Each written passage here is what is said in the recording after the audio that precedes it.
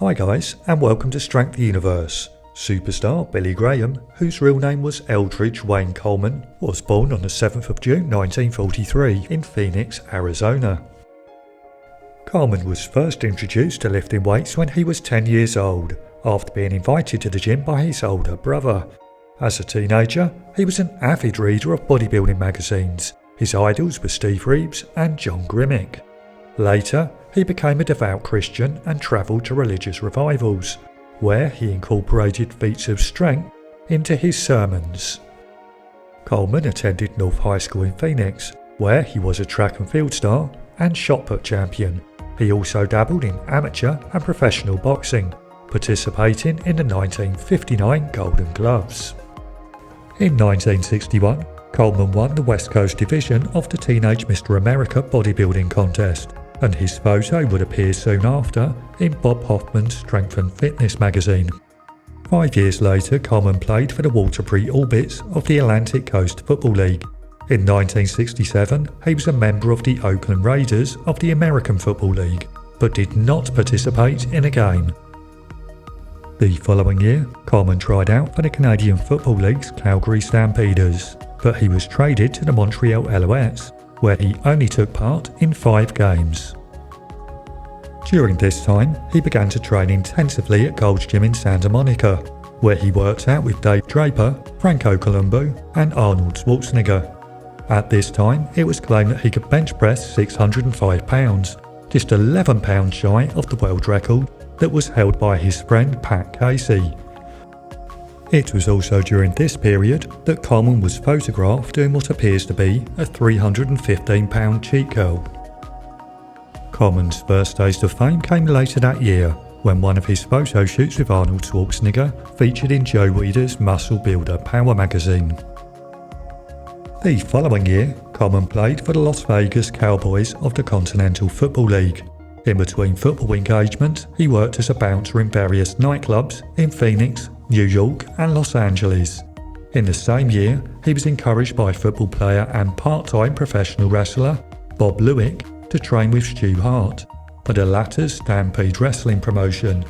Coleman would go on to train with Hart in Calgary before making his debut on the 16th of January 1970.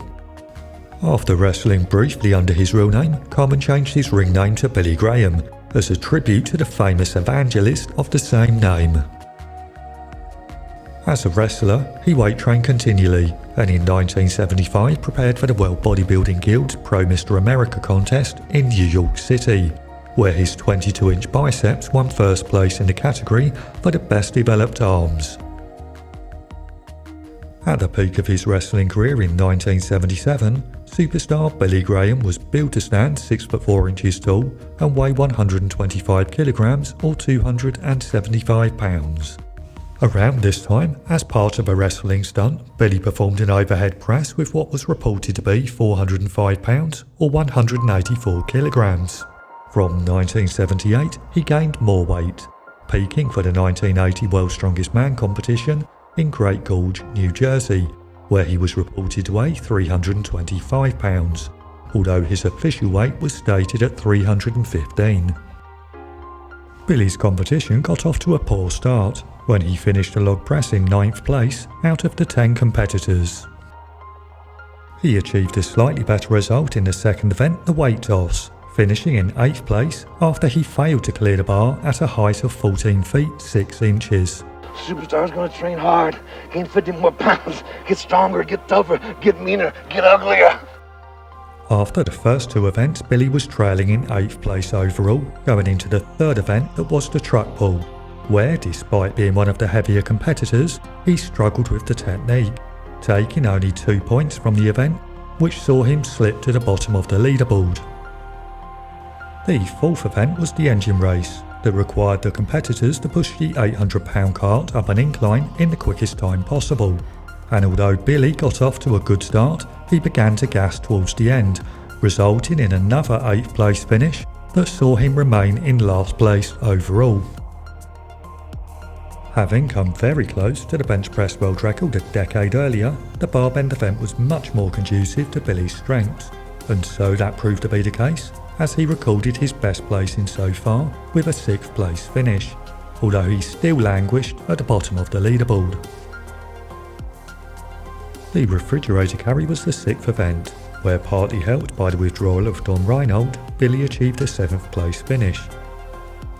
The next event was the squat lift, an event in which Capes, Dupree and Graham all failed to achieve the 620 pound lift, and thus finished in joint 5th place to collect 4 points apiece.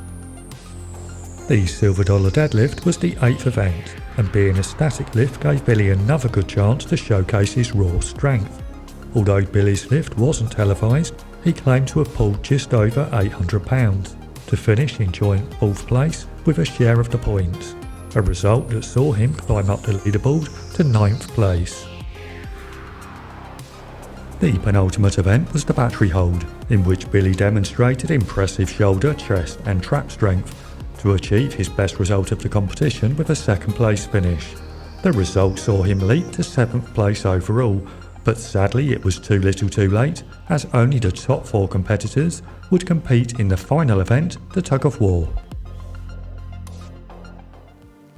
Billy finished his first and only World's Strongest Man competition as the 7th strongest man in the world, an impressive result, especially when considering that he didn't train as a strength athlete and was suffering from many injuries. Oh, I had so many injuries. That was the worst. That was a nightmare for me. I had pulled my calf muscle. I had taken cortisone injections into my calves, and I pulled a back muscle, and I pulled my scapula, a shoulder blade muscle, doing the silver dollar deadlift. I'll go on record to say it was the most painful experience I had ever had. I had no desire to go back and repeat it because I was not really, I had too many injuries already from wrestling to go into something like that. Billy would be absent from wrestling for the following couple of years, during which time he hosted the US Invitational Powerlifting Championships in Phoenix, eventually returning to the WWF in August 1982, after losing a considerable amount of size and adopting a new persona. He would leave the promotion just 6 months later. He would go on to sign for AWA in October 1983. Over the following year, he regained much of his body weight. From April 1984, he began his NWA run with Championship Wrestling from Florida, before returning to the WWF in mid-1986. His first return was unfortunately cut short when he underwent hip replacement surgery.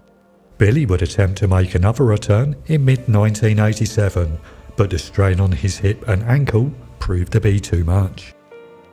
During the same year, SuperStar appeared in this video extract for the WWF doing 202 pound or 93 kg preacher curls and a very impressive 515 pound bench press for reps, although given that this was a promo, are these weights simply kayfabe? SuperStar continued to work predominantly in commentary, but was let go by the WWF in 1989. Billy Graham is retired now. He suffers from devastating physical problems caused, he believes, by his years of steroid abuse. During the following decade, Billy Graham attempted to sue Dr. Saharian and the WWF, claiming that they'd forced him to take steroids to maintain his position within the company. His lawsuit was ultimately unsuccessful, partly due to the fact that he'd been using steroids for a decade preceding his WWF debut. After contracting hepatitis C, Graham underwent a liver transplant in 2002. Over the next couple of years, he made amends with Vince McMahon, and in 2004, superstar Billy Graham was inducted into the WWE Hall of Fame. Sadly, this was only the start of Billy's health problems, as over the next few years he was hospitalised multiple times. 5 years after being inducted into the WWE Hall of Fame, Graham was released from his consultancy position with the organisation and had to sell his Hall of Fame ring to help pay for his ever-growing medical expenses. He was hospitalised for the final time in January 2023 as the result of an ear and skull infection. By April, his condition had worsened. He lost over 80 pounds in body weight and was being treated for kidney, heart and lung problems. Billy Graham would sadly pass away after developing sepsis on the 17th of May. That's it for the video, but thank you for watching. Please leave a comment below letting me know your memories of superstar Billy Graham.